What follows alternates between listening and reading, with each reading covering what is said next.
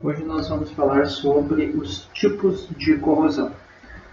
Vamos começar falando sobre a corrosão eletrolítica. Então, na última aula nós falamos um pouco sobre a corrosão galvânica e a gente viu lá que essa corrosão galvânica ela é uma corrosão que envolvia processos eletroquímicos espontâneos, ou seja, nós simplesmente colocávamos os metais em contato uns com os outros dentro de um eletrólito e as reações eletroquímicas aconteciam espontaneamente, sem a necessidade de fontes externas de potência, certo? Ou de corrente, enfim.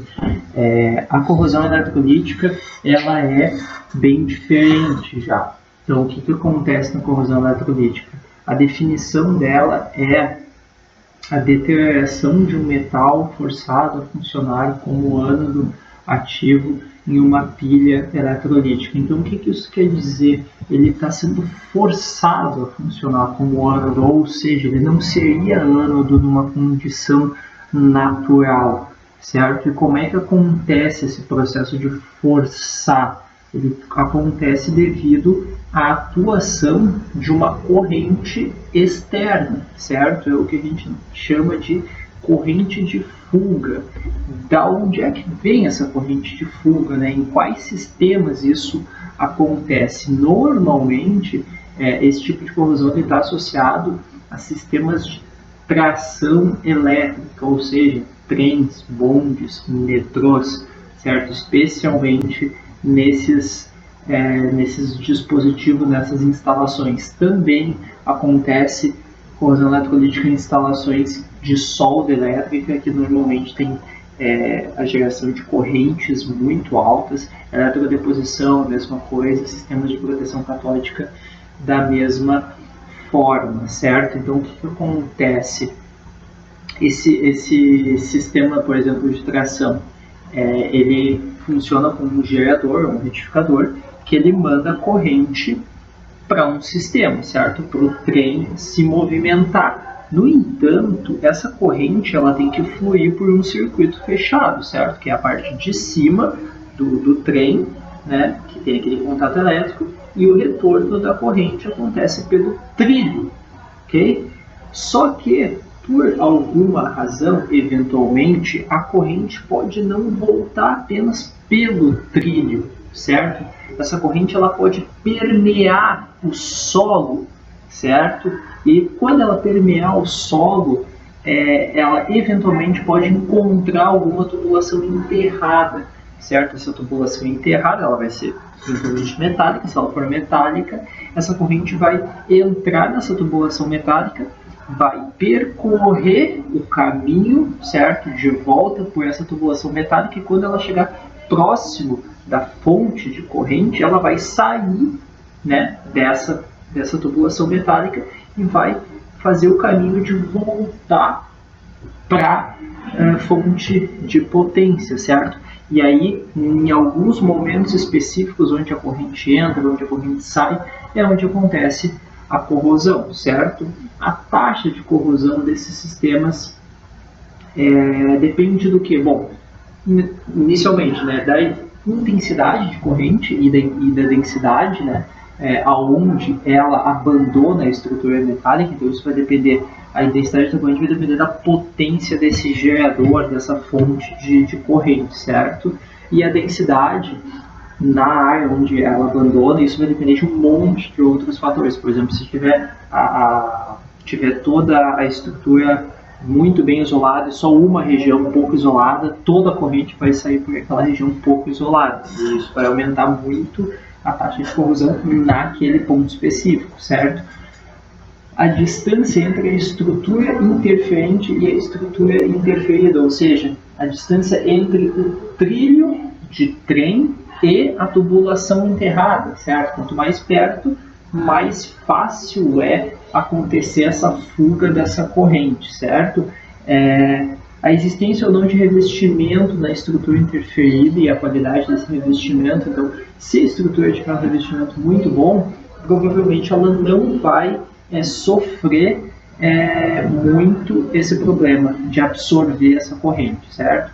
resistividade elétrica do meio onde se encontram as estruturas interferentes. Então, quanto maior for essa resistividade, significa que esse solo ele é pouco condutor, ou seja, vai acontecer pouca corrente de fuga. Se a resistividade elétrica diminuir, esse solo se torna mais condutor, e aí, eventualmente, a gente vai ter mais problemas com correntes de fuga. E a resistividade elétrica ela também é dependente do que? Da umidade. Então, a gente pode ter problemas, por exemplo, em dias que chovem, em dias que não chovem, certo? E essas correntes, né, elas são devidas a deficiências de isolamentos de algumas regiões desse tipo de estrutura, correto? Bom, vamos pensar agora um pouquinho mais profundamente como é que funciona esse mecanismo, né, de sai corrente, entra corrente. Então vamos pegar um sistema um pouco mais simples. Então a parte, o refino eletrolítico do cobre. Como é que funciona o refino eletrolítico do cobre? Bom, a gente tem uma fonte de corrente aqui, certo? E nós conectamos duas placas de cobre. O que vai acontecer? Um cobre impuro, que é o que a gente gostaria de refinar, certo? A gente conecta como sendo o ânodo, e do outro lado nós conectamos uma barra de cobre puro. Mergulhamos tudo isso em uma solução de sulfato de cobre e aplicamos uma corrente neste sentido, certo? Ou seja, os elétrons vão sair daqui do cobre impuro e vão ir para o cobre puro, certo? Então os elétrons vão estar aqui. Sulfato de cobre possui íons de cobre, certo? Então o que vai acontecer? Vai ter um excesso de elétrons aqui nessa região, certo? Esse sulfato de cobre vai se depositar aqui como cobre metálico, certo? No cobre impuro, o que vai acontecer? Como o cobre impuro está perdendo elétrons, né? Então esse cobre aqui ele era um cobre 0 e ele está se transformando num cobre 2+, ele está oxidando, ele vai entrar em solução, certo? Ou seja, com o tempo, esse cara aqui vai desaparecer e esse aqui vai aumentar, né? Vai ganhar massa. Então o que a gente consegue tirar desse exemplo? A gente consegue tirar desse exemplo o seguinte: o eletrodo, onde acontece a saída de corrente, onde os elétrons saem, nós temos uma situação de ânodo, certo? Esse cara é um ânodo, ele está perdendo elétrons, ele é um ânodo, ele está oxidando. A região onde acontece um ganho de elétrons é a região onde nós temos o cátodo. Então, onde entram elétrons, onde chegam elétrons, nós temos o cátodo, certo? E aí a gente consegue fazer essa associação, saída de elétrons, ou seja, saída da corrente ânodo. Nós temos agora uma situação onde nós temos uma corrosão eletrolítica. O que vai acontecer? A região onde a corrente elétrica abandona a estrutura vai ser a região considerada como ânodo. Então a gente vai ter um metal M, ele vai perder um elétron, ou seja, a corrente está saindo, ela está indo embora, a gente está perdendo esse elétron, vai ser um ânodo, certo? A região onde a corrente elétrica ela entra, ela chega, vai ser o cátodo, certo? E como a gente vai estar no solo na maior parte das vezes, nós vamos ter alguma dessas reações, certo? São reações que envolvem essencialmente a água, certo? Então a gente tem aqui a redução do oxigênio dissolvido, certo? Se for um meio neutro aerado, nós temos simplesmente aqui a redução da água, se for um meio não aerado, e aí a formação, né, do gás hidrogênio.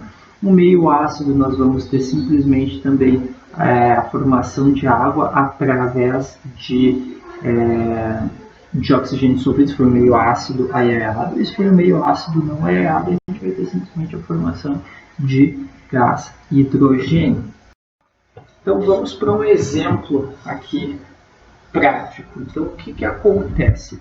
A situação de um trem, certo? Um trem elétrico. Então, a corrente ela sai aqui da subestação e ela percorre, né, esse caminho, a linha de transmissão em cima, certo? Que é o que faz o contato com o trem, né? Isso fornece energia para o trem, para ele se movimentar, e como tem que ser um circuito fechado, essa corrente que chegou até o trem com essa linha de transmissão aqui positiva, ela volta pelo trilho, certo?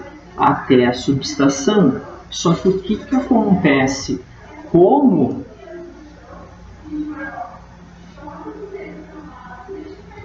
nós temos as ligações dos trilhos normalmente são deficientes, o que acontece? A cada ligação do trilho ela constitui uma resistência elétrica, certo? Ou seja, cada uma dessas conexões é um dificultador para esse retorno aqui da corrente elétrica, certo? O que mais acontece? Nós temos que os trilhos eles repousam, né, sobre dormentes, e esses dormentes estão em contato com o solo, e muitas vezes esse isolamento ele não é muito adequado, certo? Então, se a gente não tiver os dormentes com uma madeira seca e eles não tiver sobre alguma estrutura de cimento ou de brita, esse isolamento ele vai ser deficiente. E aí, o que acontece? O solo ele vai se comportar como uma resistência, certo? Uma resistência elétrica em paralelo. Então, o que vai acontecer? Nós temos uma série de resistências aqui do trilho em série, e aí nós temos o solo como sendo uma resistência em paralelo. Então, a corrente ela sempre vai percorrer o caminho mais fácil, certo? Então, se ela tem dois caminhos para percorrer, provavelmente ela vai pegar esses dois caminhos. Então, uma parte vai voltar pelo trilho e uma outra parte vai retornar pelo solo, certo? E aí acontece o primeiro momento onde a corrosão eventualmente vai acontecer, que é neste ponto aqui, certo? Então, onde a corrente sai, certo? Nós temos, né, elétrons saindo, perdendo. Então, o trilho ele vai corroer nesses pontos e aí a corrente vai entrar, né, no solo. Normalmente a gente não tem muitos problemas com isso, porque como o trem se movimenta, esses pontos aqui são pontos muito pequenos de corrosão, os trilhos são de fácil substituição, então se começar a correr demais é só substituir, certo? Só que aí, bom, ok, a corrente voltou pelo solo, encontrou a subestação, né, e voltou ao circuito. Só que, se nós temos uma tubulação enterrada, essa corrente pode sair do trilho e atingir essa tubulação, certo? Por quê? Bom, porque a tubulação, se for de metal, ela é muito mais condutora, certo? Que o solo, por exemplo. Então, ela sai aqui, encontra uma tubulação que é mais condutora, percorre todo esse caminho do tubo e quando ela chegar perto da subestação, ela vai ter uma tendência de voltar para a subestação. Nesse momento é onde acontece a corrente de fuga, certo? Onde acontece a corrosão por corrente de fuga, no momento que a corrente, os elétrons estão deixando essa estrutura, certo? E aí aqui a gente tem um exemplo, né, de um circuito elétrico equivalente a isso daqui. Então, o que nós teremos? Nós teremos a corrente indo aqui pelo condutor positivo, que seria esse cara aqui. Nós temos o trem, certo? E aí, na hora de voltar, que está o problema. Uma parte da corrente volta pelo trilho, uma outra parte da corrente volta pela terra e uma outra parte da corrente volta pelo tubo, certo? E aí, quando essa outra parte da corrente voltar pelo tubo e ela for sair do tubo, entrar na terra, é onde vai acontecer a corrosão, certo?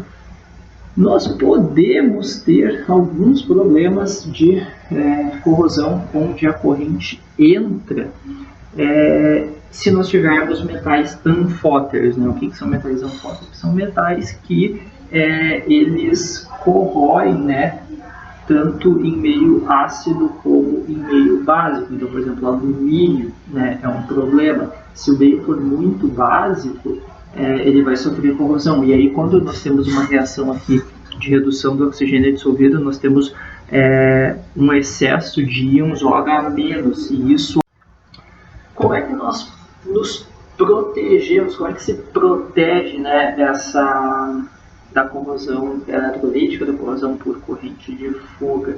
Basicamente, nós temos que reduzir o valor da corrente de fuga, certo? Como é que nós fazemos isso? Aumentando a resistência ou do eletrólito ou da estrutura metálica. Então, a gente sabe que nós temos um trilho de trem passando, nós sabemos que nós temos uma estrutura metálica enterrada lá naquela situação. Nós temos que tomar medidas para aumentar a resistência do eletrólito, ou seja, do solo e da estrutura enterrada, né? E como é que nós fazemos isso para aumentar a resistência do eletrólito? Essencialmente aqui a gente até tem um exemplo, né? Então, que a gente tem dormentes de concreto e nós temos brita, né? Então a gente tem uma cama de brita, um dormente de concreto. Então, para a corrente sair desse trilho e entrar na tubulação, ela vai ter que vencer toda essa resistência, que é enorme, certo? Então isso é um dificultador muito grande, provavelmente a gente vai ter pouca corrente de fuga, certo? Como é que a gente aumenta a resistividade da tubulação? Basicamente com revestimentos isolantes, então revestimentos betuminosos, aí a gente reforça ainda com lã de vidro, que ele é mais um isolante, certo? Revestimentos com fitas plásticas, epóxi, certo? O que a gente tem que tomar cuidado é o seguinte, esses revestimentos, eles, quando é na tubulação que está enterrada, eles não podem apresentar falhas, porque se eles apresentarem falhas, toda a corrente que sair por aquela falha, ela vai, né, sair exatamente por aquela falha, então a corrosão ela vai ser localizada naquele ponto, então isso vai causar um ataque localizado, aumentando muito a intensidade num ponto, e isso provavelmente vai perfurar a tubulação.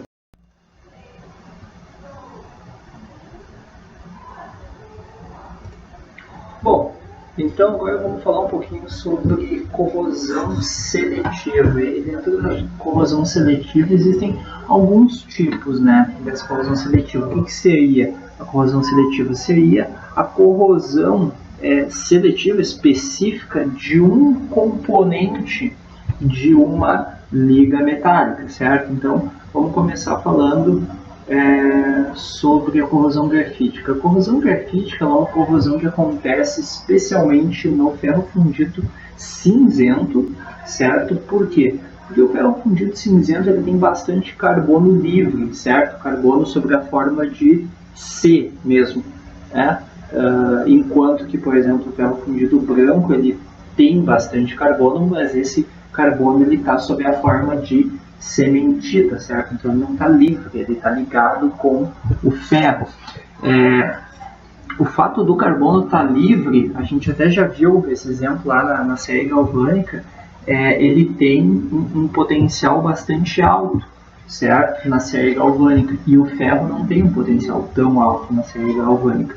Ou seja, a gente vai formar um par galvânico microestrutural, certo? A nível microestrutural a gente vai ter um par galvânico. Então aqui a gente tem um exemplo, né, de uma microestrutura atacada por corrosão grafítica. Então o que acontece? Nós temos essas linhas aqui, certo? Elas são as indicações de grafite livre. O que acontece? Essa linha, esse grafite livre, ele vai se comportar como um cátodo, certo? Enquanto que o ferro vai se comportar como ânodo. Então, se isso aqui estiver imerso dentro de uma solução aquosa, existe uma grande chance de formar esse par galvânico a nível microestrutural e o ferro começar a ser dissolvido, certo? Formando produtos de corrosão. Então a gente consegue ver aqui, a gente tem um exemplo, ó, de uma, aqui está exemplificado como grafitização. Na verdade é porque quando corrói, a gente tem um produto de corrosão do ferro, certo? Que ele é laranja, e o grafite fica livre. A grafite, esse carbono aqui, ele fica livre. Então até uma forma, né, de a gente identificar esse tipo de corrosão é a gente pegar, raspar essas placas, porque normalmente fica em formato de placas, a gente raspa ela, coloca em cima de uma folha de papel e esfrega, e a gente vai perceber que a folha de papel vai riscar como se fosse um grafite de lápis mesmo, indicando a presença, né, de carbono livre. Então essa é uma forma de identificar esse tipo de corrosão. Onde que ele acontece? Ele acontece muito em tubos, né, dutos de transporte de água potável. E aí, inclusive, esses tubos, mesmo corroídos, muitas vezes eles continuam em operação. Por quê? Porque ele, apesar da corrosão acontecer, esses produtos de corrosão eles ficam estagnados e presos, certo? Então, apesar de ele perder propriedades mecânicas, ele fica menos resistente, mas se as pressões, as solicitações mecânicas não forem muito altas, a gente consegue usar eles mesmo corroídos, certo? Porque os próprios produtos de corrosão eles vão vedar aquelas regiões corroídas, certo? Como é que a gente nos protegemos, né? Como é que a gente diminui esse problema de corrosão grafítica? Basicamente com a aplicação de inibidores de corrosão, revestimentos protetores e proteção catódica, certo? O que a gente tem que tomar cuidado toda vez que a gente vai aplicar um método de proteção são as especificidades daquele dispositivo, daquela situação, certo? Por exemplo, se a gente está falando de um tubo de transporte de água potável, fica um pouco complicado às vezes a gente colocar um inibidor de corrosão, porque esse inibidor de corrosão eventualmente ele vai poder trazer danos à saúde das pessoas que vão beber daquela água. Então, eventualmente seria mais interessante usar um revestimento ou proteção catódica, certo? Então, esses métodos de proteção eles são opções, mas eles precisam ser. Ainda falando de corrosão seletiva, nós temos a desensificação, então, que é um tipo de corrosão que acontece especialmente em latões, certo? Latão é uma liga de cobre e zinco, certo? Normalmente quando nós temos ligas que são ricas em zinco, tá? O que acontece? Como a gente viu, isso vai acontecer de novo um par galvânico entre as fases, certo? Então essas ligas elas vão ter normalmente, né, pelo menos duas fases, uma fase rica em cobre e uma fase rica em zinco.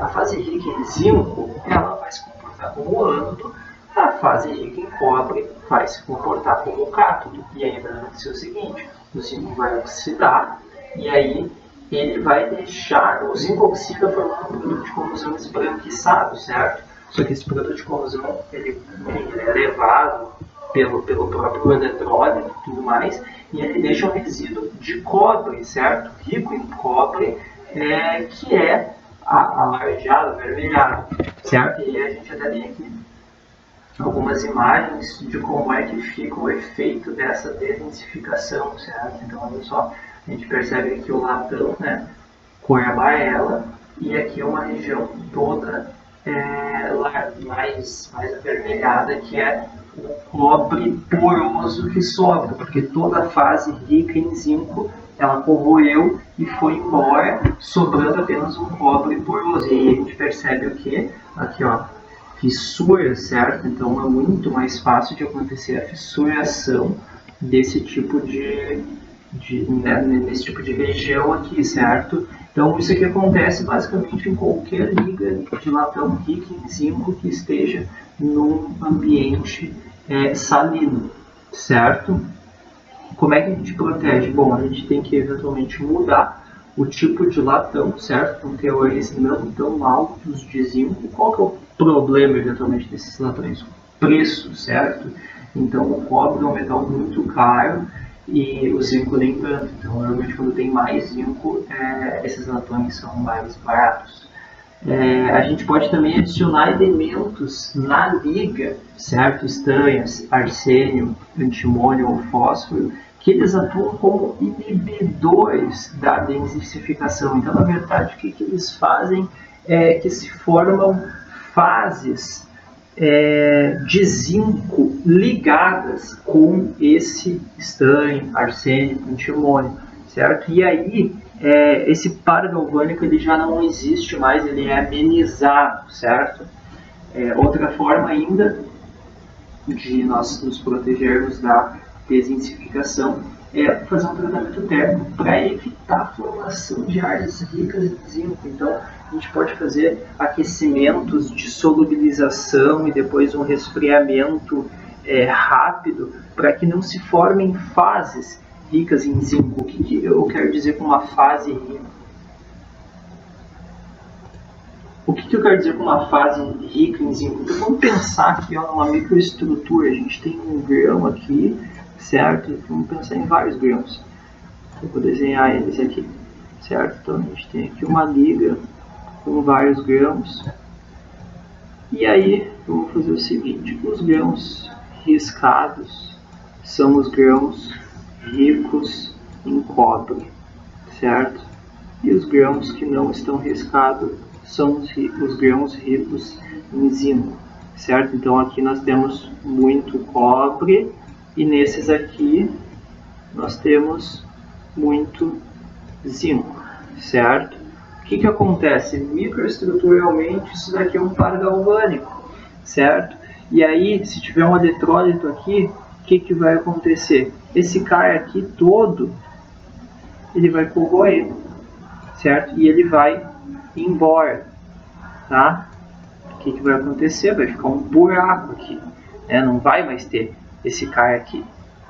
Isso vai deixar poroso, né? E é assim que funciona. Só que, se nós fizermos um tratamento térmico, a gente pode solubilizar essa fase rica em zinco. Então, o que aconteceria? Seria uma fase só, eventualmente, certo? Hipoteticamente falando, que tivesse cobre e zinco, certo? Dentro da mesma estrutura. Isso evitaria a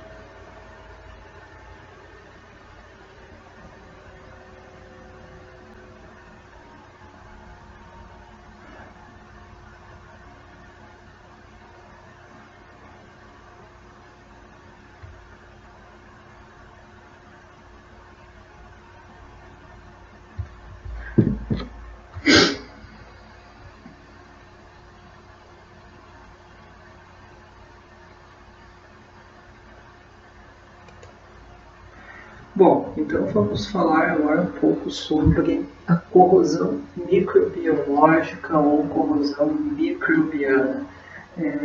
Esse é um tipo de corrosão que ele é causado por micro-organismos, bactérias, fungos, algas, mas que não necessariamente eles ocasionam a corrosão de forma direta, certo?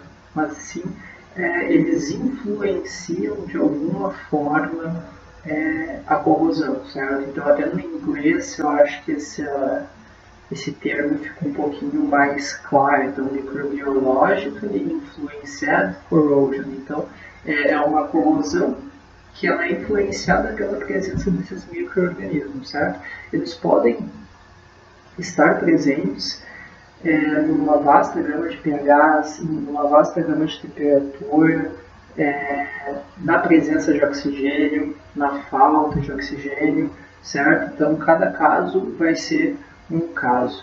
Como é que, né, esses micro-organismos eles influenciam, né, na corrosão? Então, tem algumas formas principais, certo, que foram categorizadas aqui. Então, a primeira delas seria a despolarização catódica. O que significa despolarização? Despolarização significa tornar menos difícil, certo? Então, facilitar. Então, isso quer dizer que, né, de alguma forma, esses micro-organismos, eles facilitam, certo, a reação catódica. E aí, se essa reação catódica ela é o limitante da reação, essa reação vai acontecer mais rápida, certo? Então, a gente, na corrosão, a gente sempre tem duas reações. Sempre tem a reação anódica e a reação catódica. E uma é dependente da outra, certo? Então, a cada, por exemplo, na oxidação do ferro, o ferro ele perde 2 elétrons. A cada 2 elétrons que o ferro perde, né, a gente tem um íon de ferro entrando na solução. Esses 2 elétrons eles precisam ser consumidos por uma reação catódica, certo? E aí, para o próximo íon de ferro, o próximo ferro ser corroído, a gente precisa que essa situação, né, que a superfície esteja livre para que mais reação catódica aconteça. Se por alguma razão a gente impede o acontecimento da reação catódica, a gente vai estar travando a corrosão do ferro, certo? Então é assim que funciona, é só a gente pensar, né, numa situação, a reação ela sempre vai ser controlada pela etapa mais lenta, né? Então, se a gente tem, por exemplo, um trajeto de carro, né, enfim, de 100 km, e a gente gasta, digamos, né, 10 minutos para percorrer 90 km e os outros 50 minutos a gente encontrou um congestionamento, ficou 50 minutos parado, certo? Então, o que definiu, né, o tempo total dessa nossa viagem? Foram os 10 minutos iniciais ou os 50 minutos lentos, né? Então, sempre foi os 50 lentos. Então, sempre a reação lenta que vai controlar a taxa de reação, né, de uma reação. Então, nesse caso aqui, se a gente facilita, né, a etapa lenta, todo o processo acontece de forma mais rápida. Outra forma, formação de células oclusas, ocluídas. Então, a gente tem um acúmulo de algas e micro-organismos numa região, certo, da superfície e deixando uma outra região com pouco acesso de eletrólito. Então, provavelmente, dentro daquele pequeno espaço vai ter pouco oxigênio e aí a gente vai ter uma situação que a gente vai estar gerando uma célula de concentração, onde tem pouco oxigênio dentro, muito oxigênio fora. Ou a gente vai estar gerando fresta, certo? Que também gera uma célula de concentração. Então, isso daqui é causado pela aderência, né, pela absorção das algas ou micro-organismos na superfície do metal, que acaba tornando, né, a corrosão naquele. Então, vamos continuar. Como é que funciona, né, essa formação desses biofilmes, essas formações dessas células oclusas e tudo mais? Então, inicialmente a gente tem uma formação de um filme de condicionamento, então é aquela primeira camada de bactérias que se forma. Depois a gente tem a aderência de outras bactérias, então a bactéria Cecil, que é uma muito comum, ela excreta isopolímeros que se aderem aqui também. Essa situação toda vai crescendo, e aí quando vai crescendo essas camadas de bactérias, o que vai acontecendo? Vai mudando a condição que essa superfície se encontra em relação ao bulk, né, em relação ao meio do eletrólito. Então, aqui provavelmente a gente vai ter menos oxigênio. Então, só aqui a gente já está formando uma célula de areação diferencial. Conforme essa estrutura vai crescendo demais, elas podem se desprender. E aí, de novo, a gente tem uma outra situação, que a gente pode gerar uma oclusão, certo? Ou a gente pode gerar uma outra, né, célula de areação diferencial. E também quando essas partes desprendem, outras bactérias podem vir a colonizar essa região aqui. Então, vamos falar um pouquinho sobre a corrosão devido à formação de ácidos, certo? Então, o que acontece?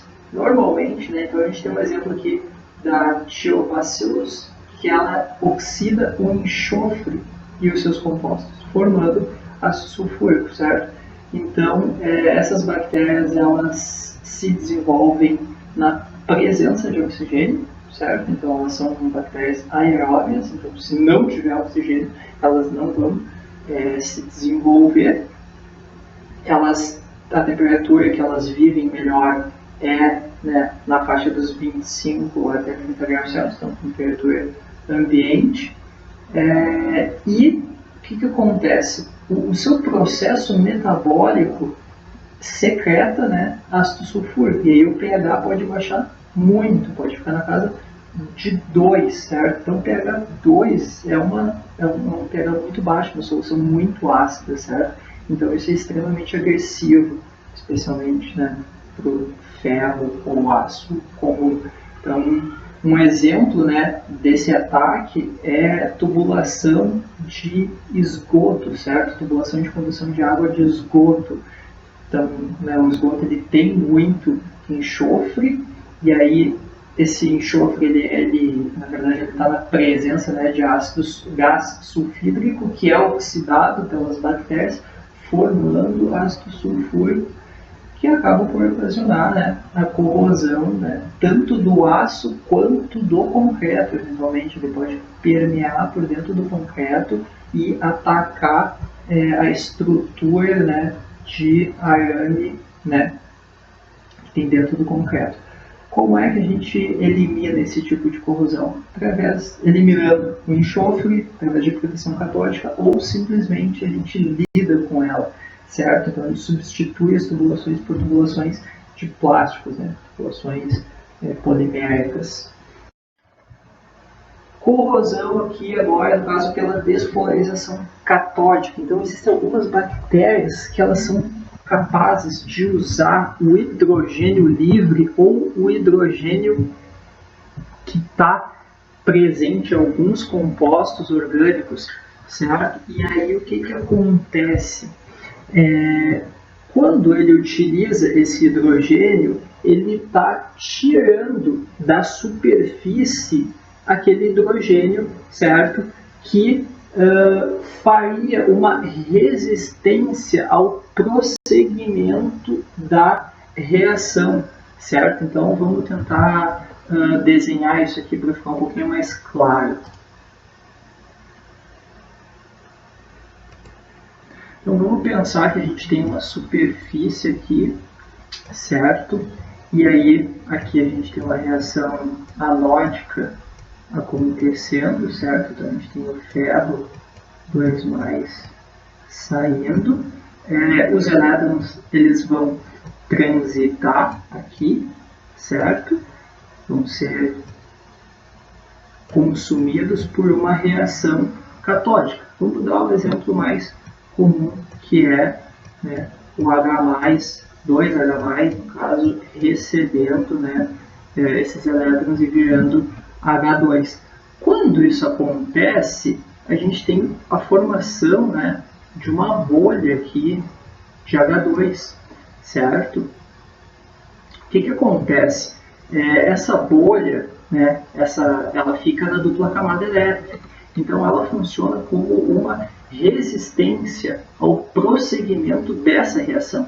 Então, até que ela se desprenda, a gente vai ter uma diminuição na taxa dessa reação. Então, o ferro ele vai diminuir a sua taxa de corrosão, porque ele não tem para quem doar esses elétrons, certo? E aí, a partir do momento que a gente tem um agente, certo? Que no caso seria a bactéria, então vamos desenhar ela aqui, a bactéria vem aqui e metaboliza esse hidrogênio aqui, certo? Então ele tira esse hidrogênio, né, rapidamente dessa superfície, deixando a superfície livre para acontecer mais reação. Então a gente chama isso de despolarização catódica, certo? Quando a gente facilita o acontecimento da reação catódica, certo? Se isso não acontecesse, a gente ia estar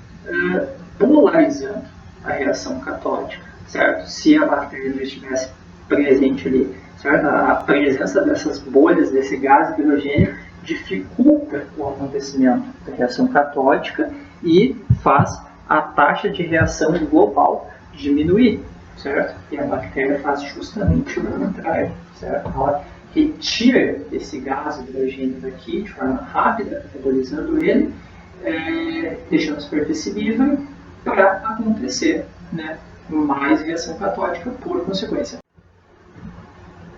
Corrosão microbiológica agora é pela formação de biofilme. Então essa aqui é a mais simples, digamos, né? Então é a formação desse biofilme, ele vai atuar, no caso, de forma indireta na corrosão, certo? Então o que isso quer dizer? Ela vai criar, esse biofilme ele vai criar condições para a formação, né, de situações onde a corrosão é mais acentuada. Então, esse biofilme ele vai criar uma situação onde vai se gerar uma fresta, vai se gerar uma agregação diferencial, né, uma célula de agregação diferencial ou uma célula oclusa, certo? Então, como é que a gente resolve isso daqui? Basicamente usando biocidas, então são, né, produtos que matam esses micro-organismos ou inibidores de corrosão.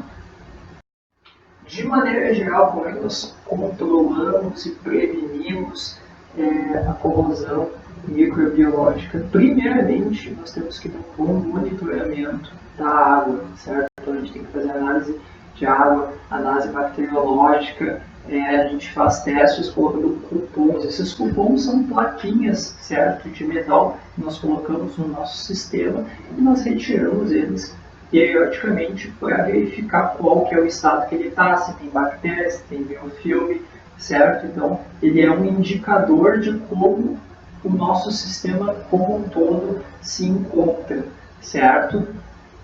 Como é que a gente faz para lidar, então, com a corrosão microbiológica? Claro que vai depender sempre do sistema. Então, por exemplo, a gente falou assim, tem bactérias que são anaeróbias e bactérias que são anaeróbias. Bom, uma forma de a gente combater essas bactérias, por exemplo, se for bactéria aeróbia, a gente pode tornar o ambiente anaeróbico, ou seja, tirando o oxigênio. E o contrário também é válido. Se a bactéria é anaeróbica, se nós injetarmos oxigênio, a gente vai matar aquela bactéria. Claro que a gente tem que verificar outras questões, né? Porque o oxigênio ele também é um agente corrosivo. Mas em geral, a gente tem que fazer a limpeza, usar biocidas, controlar o pH. Então também tem algumas bactérias que elas sobrevivem numa faixa estreita, de repente, de pH. Então a gente, se a gente colocar um pH onde ela vai morrer, então a gente consegue controlar de forma mais fácil, certo?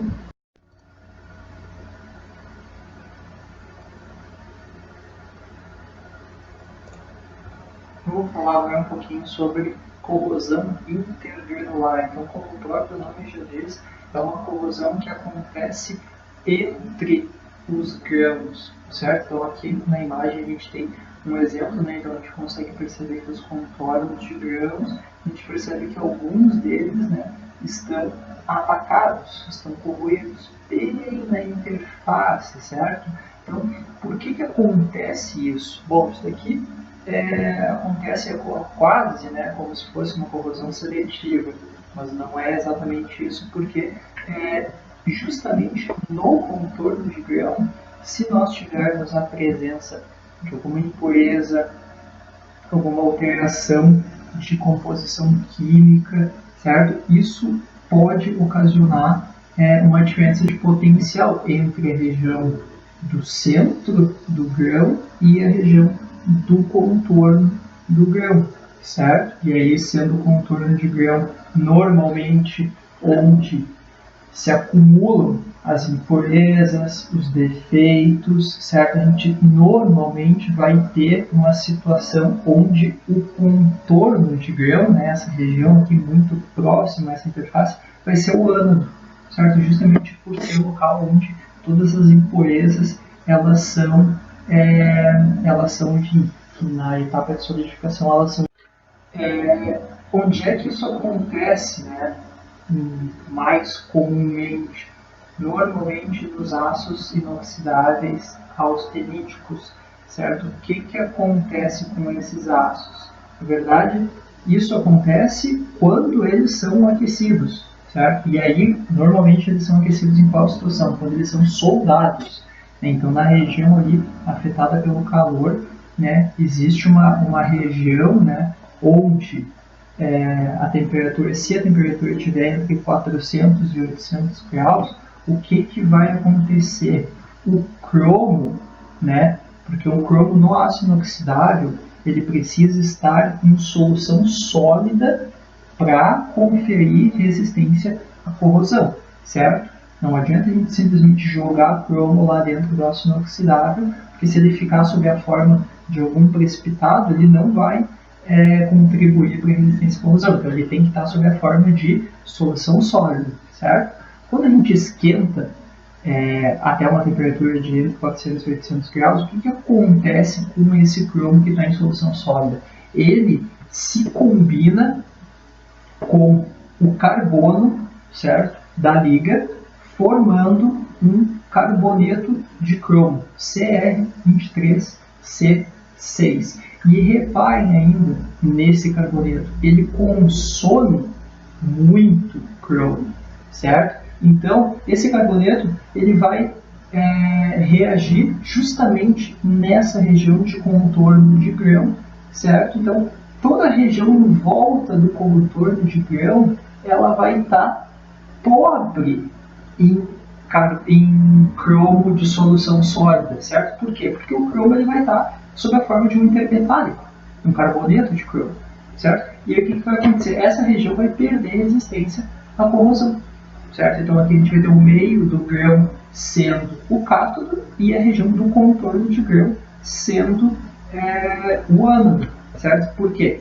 Porque nessa região aqui a gente vai ter uma concentração menor do que 12% de cromo, que é o mínimo necessário para que um aço seja considerado inoxidável, certo? Então,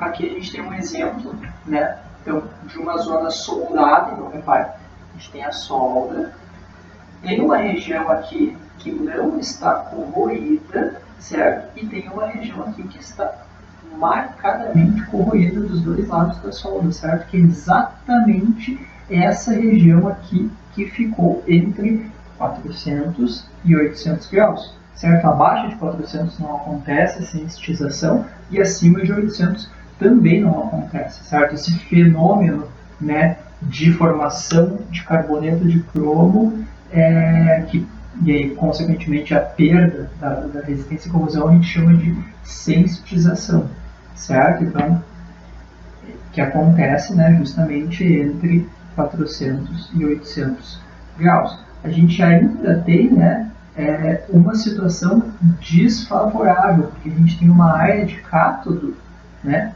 muito maior do que uma área de ânodo, porque a área do ânodo é simplesmente aquele contorno de grão, então é uma área muito pequena, e a área de cátodo é todo o grão, certo? Isso acelera ainda mais a corrosão. Aqui a gente tem uma micrografia, né, de um aço sensitizado, corroído, que a gente consegue ver perfeitamente, né, o ataque corrosivo que aconteceu, né, localizadamente, né, nos contornos de grãos. Às vezes esse ataque ele consegue ser tão violento que ele arranca, né, grãos inteiros. Então, por exemplo, aqui a gente tem esse exemplo aqui, ó, nesse diagrama. Esse grão aqui seria totalmente arrancado aqui, né, na micrografia. A gente vê aqui, ó, gente tem um grão aqui que ele foi completamente arrancado devido a esse ataque. Aqui a gente tem uma outra micrografia, né, do processo, né, acontecendo em tempo real. Então reparem como esse ataque vai acontecendo localizadamente só no contorno de grão, certo? Como é que a gente faz para diminuir esses efeitos aqui? Bom, o primeiro deles, a gente pode fazer um tratamento térmico de solubilização, certo? Desses carbetos. Então, eles se formaram, ok, a gente sabe que eles se formaram, então a gente vai lá, solubiliza eles, ou seja, a gente transforma eles novamente, né? A gente solubiliza eles colocando de volta o cromo em solução sólida, então numa temperatura superior a 815 graus Celsius, e depois a gente resfria rápido, então porque a gente tem que passar rápido pela zona de sensitização, que é entre 800 e 400. Então nessa região a gente tem que ter um resfriamento rápido para não dar tempo de se formar esses carbonetos de cromo, tá? Essa é uma das alternativas. O que acontece? Normalmente essa alternativa é cara e muitas vezes não é possível desfazer isso, porque a gente soldou de repente aquela estrutura já está no local de uso, né? Então vamos pensar de repente um corrimão, uma estrutura dentro de uma embarcação e tal. Como é que a gente vai fazer esse tratamento térmico? Não dá, certo? Então é complicado, às vezes, fazer esse tipo de tratamento aqui. Outra coisa, mudar a liga, certo? A gente usar liga que possuam elementos de titânio ou nióbio. Por quê? Porque o titânio e o nióbio, eles têm mais afinidade ainda pelo carbono do que o cromo. Então, se a gente esquentar esses aços, eles vão formar carbetos de titânio ou carbetos de nióbio, certo? E aí o cromo vai permanecer onde ele está, vai permanecer em solução sólida, certo? Então essa é uma alternativa, que são os ácidos 321 e 347, certo? Outra alternativa é a gente tirar o carbono, certo? Da liga. Então se não tem carbono, não tem formação de carbeto, certo? Então a gente pode usar essa estratégia, baixando a quantidade, o teor de carbono abaixo de 0,03. Então é muito pouco carbono mesmo, certo? Que são os ácidos 304L e 316L, certo? O L é de low carbon, certo? Então baixo carbono. Então é uma outra alternativa. O que pode acontecer? Quando a gente tira carbono, a gente diminui a resistência mecânica. Então, por isso que existem essas alternativas de repente, usar essas situação de elementos de liga como titânio ou nióbio. Ainda, né, falando sobre esses ácidos estabilizados, então são aqueles ácidos que têm titânio e nióbio, a gente pode, né, ter ainda um outro tipo de corrosão, certo? Que é a corrosão ataque em linha de faca, certo? Que é o que a gente, em temperaturas bastante altas, certo? Então, temperaturas acima de 1200 graus, a gente solubiliza o titânio, certo? E o nióbio. E aí, quando a gente solubiliza eles, o que acontece? O que acontece? Esse titânio, esse nióbio, eles foram adicionados justamente para formar carbetos de nióbio e de titânio.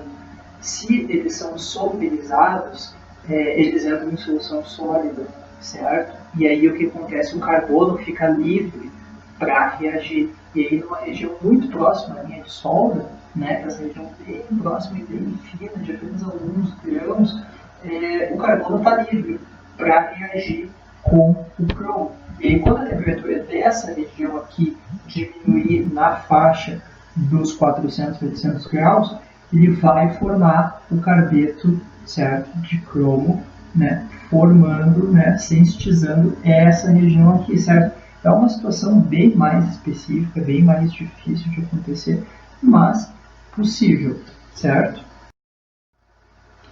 A gente ainda tem a corrosão associada ao escoamento de fluidos. Então essa aqui já não é uma corrosão eletroquímica, mas é interessante trazer esse conceito, porque muitas vezes ela pode estar associada a uma corrosão eletroquímica, certo? Então, é uma corrosão associada a esforços mecânicos, né? Então, a gente tem aí a cavitação, impingimento, né, que são exemplos desse tipo de corrosão. Então, como é que acontece isso? Normalmente, quando a gente desloca, né, através de um fluido, a gente desloca materiais sólidos juntos, ou a gente desloca gás contendo líquido, certo? Quando a gente tem a presença de duas fases, né, escoando, né, dentro de alguma situação, a gente pode causar esse tipo de processo, né, de cavitação, erosão, impingimento, né?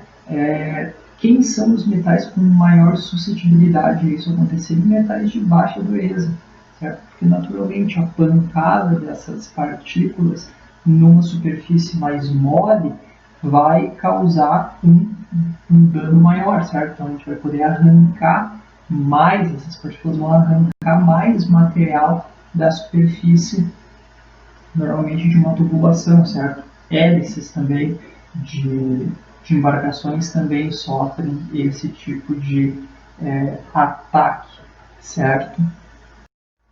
Então aqui a gente tem um exemplo, né, a cavitação. A cavitação é super comum em hélices de embarcações. O que acontece, né, na cavitação? A cavitação ela é um processo que, devido ao escoamento do fluido, né, isso gera, quando a velocidade de um fluido aumenta, a pressão naquela região diminui, certo? Então isso até a equação de Bernoulli, ela fala sobre isso, porque a energia, né, daquele fluido, ela se mantém a mesma.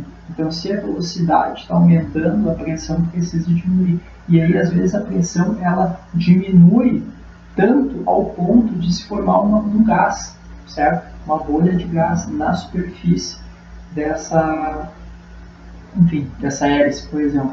E aí, quando essa bolha ela implodir, certo? Então vai ter uma situação onde a pressão vai voltar a aumentar e essa bolha vai implodir. Isso vai gerar localmente uma tensão muito grande, certo? E isso vai atacar a superfície, certo? Então, eventualmente, se ela tiver um revestimento, esse revestimento vai começar a ser atacado. Se não tiver revestimento, a própria superfície vai começar a ser atacada, certo? Então isso é um tipo de corrosão, né, de desgaste, muito associado em hélices e em tubulações onde a gente tem diferenças, né, alterações de diâmetros. Então o que acontece? Se a gente tem uma tubulação, né, que está escoando um líquido em alta velocidade e aí em alguma região a seção diminui, então ele fica mais estreito, mais fino, naquela região a gente vai ter o que? O fluido ele precisa passar mais rápido por ali, já que ele tem uma área menor para passar, né? Então, quando ele passa mais rápido, ele aumenta a velocidade. Aumentando a velocidade, ele diminui a pressão. E aí pode acontecer a formação dessas bolhas. Quando elas implodirem, elas vão causar um dano na superfície daquele metal, certo?